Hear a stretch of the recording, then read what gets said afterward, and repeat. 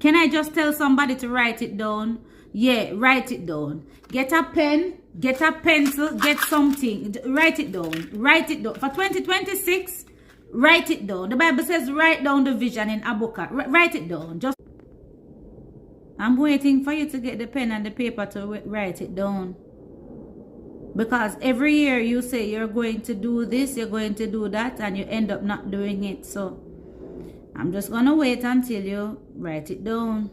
So you are just going to look at me, and I'm just going to be looking at you until you get that pen and the paper and you write it down. God has given you a vision. You need to run with it. The Bible says write down the vision, because although it tarries, it will surely come to pass. You need to write down the vision.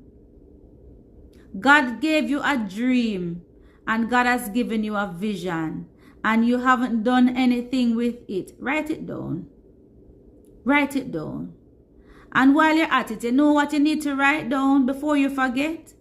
Write down all the things that God had taken you from out of 2025. Write down the nights when you were crying and you thought that tomorrow would have been the end and God saved your life. Write down the time when God miraculously took away the taste of alcohol, so much so that you hated even the very smell of alcohol and you stopped drinking. Write it down. For the exam that you thought you were going to fail and God allowed you to pass that exam. Yeah, write it down. Remember that time when the person was in the hospital and you prayed for that person to get better and the person indeed got better? Yeah, write it down.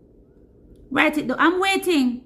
I'm waiting for you to write it down. Because, you see, just like a woman in labor, when she's going through the agonizing pain, when she's going through that labor pain, she remembers how hard it feels. But as soon as the baby is born, as soon as that baby passes through that birth canal, that woman no longer remembers the pain. The very woman who was in labor thinking, oh, me, I will never have another child, goes back to have not one, not two, but even 3 more kids, because she forgot the pain that she felt during labor.